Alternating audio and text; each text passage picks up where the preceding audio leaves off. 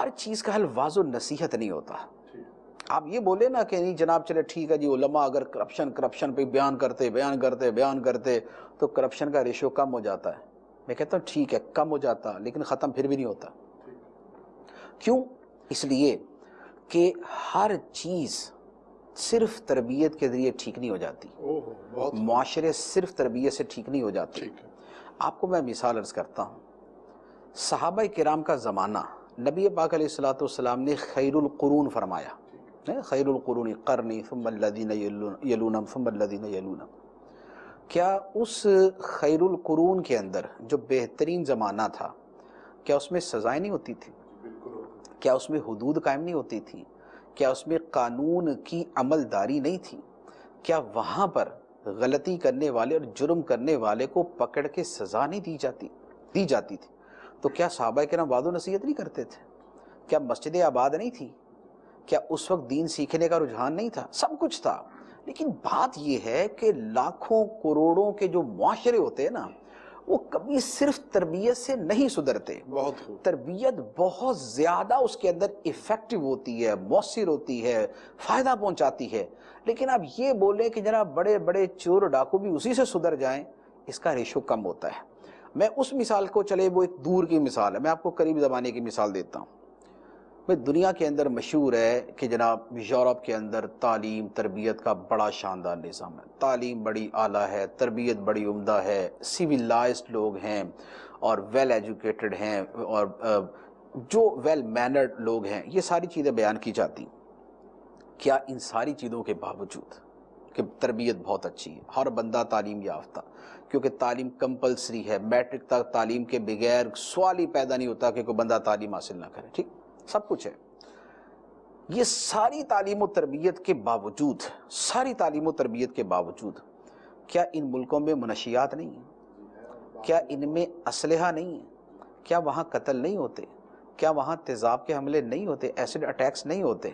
کیا وہاں پر پولیس نہیں ہے؟ کس خوشی میں؟ جب تربیت اتنی اچھی ہے تو پولیس کا تو محکمہ ختم کر دینا چاہیے، کیونکہ تربیت نے سب کو سدھار دیا نا. لیکن ہم سے زیادہ پولیس ہے وہاں پر. اچھا، اگر وہاں تربیت نے سب کچھ ٹھیک کیا ہوا ہے تو وہاں پھر کورٹس تو نہیں ہونی چاہیے، عدالتیں تو نہیں ہونی چاہیے، ججز تو نہیں ہونے چاہیے. کیونکہ جج تو اس لیے ہوتا ہے کہ لوگوں کے درمیان جو خرابیاں پیدا ہوتی ہیں، جو چوری ڈکیتی لوٹ مار غصب کرپشن ہوتی ہے، تو وہ اس کے اوپر فیصلہ کرتا ہے، سزائیں دیتا ہے. لیکن وہاں تو تربیت ہی اتنی اچھی ہے نا کہ وہاں تو کچھ چیز ہی کوئی نہیں ہے. لیکن خواہ وہ امریکہ ہے، خواہ وہ یورپ ہے، خواہ وہ آسٹریلیا ہے، خواہ وہ دنیا کا کوئی ملک ہے، وہاں جرائم بھی ہیں، وہاں پولیس بھی ہے، وہاں کورٹس بھی ہیں، وہاں ججز بھی ہیں. اس کا مطلب یہ ہوا کہ صرف تعلیم و تربیت، صرف واعظ و نصیحت کبھی بھی معاشرے کو آل ٹو آل نہیں سدھار سکتی. اس کے ساتھ لا اور قانون کھڑا ہوتا ہے تو ہی معاشرہ پوری طرح سیدھا ہوتا ہے. اچھا، اب قانون کے اعتبار سے دیکھ لیں. تنہا قانون بھی کبھی پوری طرح معاشرے کو نہیں سدھار سکتا، کیونکہ قانون ظاہر کو بدلتا ہے، اندر کو نہیں بدلتا. ایک آدمی کا گھر میں اپنی بیوی کے ساتھ کیا رویہ ہے، ایک آدمی کا اپنے بچوں کے ساتھ کیا رویہ ہے، بچوں کا اپنے ماں باپ کے ساتھ کیا رویہ، قانون کیا کرے گا؟ وہاں پر کوئی لمٹ ہوگی جہاں پر جا کے قانون وہاں پر آ کے کچھ کرے گا. لیکن اس سے پہلے آپ ایک ایک چیز کے اندر کیا قانون کا ڈنڈا ہی لے کے چلیں گے؟ نہیں، ایسا بھی نہیں ہوگا. تو قانون اور تربیت دونوں مل کر کام کرتے ہیں تو معاشروں کے اندر سدھار پیدا ہوتا ہے. لہٰذا ہر چیز کو اس پہ ڈال دینا کہ جناب جب اتنے مسجدیں ہیں، اتنے مدرسے ہیں تو لوگوں اتنی کرپشن کیوں؟ بھائی کرپشن جو ہے وہ مین مسئلہ قانون کا ہے. قانون اگر ان کو عبرتناک سزائیں دے تو کرپشن کم ہو جائے. جن ملکوں کے اندر کرپشن کی سزائیں سخت ہیں اور کسی صورت کرپشن پہ کمپرومائز نہیں کیا جاتا، بڑے سے بڑا آدمی کرپشن کرے گا فارغ اور سزا پوری، معمولی آدمی کرپشن کرے گا اس کو بھی سزا ملے گی، اس کو بھی قانون پکڑے گا، تو وہاں کرپشن کا لیول نا یکدم یوں آتا ہے. لیکن جہاں پر یہ نہیں ہے، کرپشن کرنے والے کو پتا ہے کہ میں پکڑا بھی گیا تو جس نے مجھے پکڑا میں اس کو کرپشن کروا دوں گا، میں اس کو رشوت دے دوں گا، ٹھیک ہے. وہ اس کو اچھا جس نے پکڑنا تھا اس کو پتا ہے کہ یار اگر میری کرپشن پکڑے گی تو جس نے مجھ کو پکڑا میں اس کو کرپشن کروا دوں گا، میں اس کو رشوت دے دوں گا.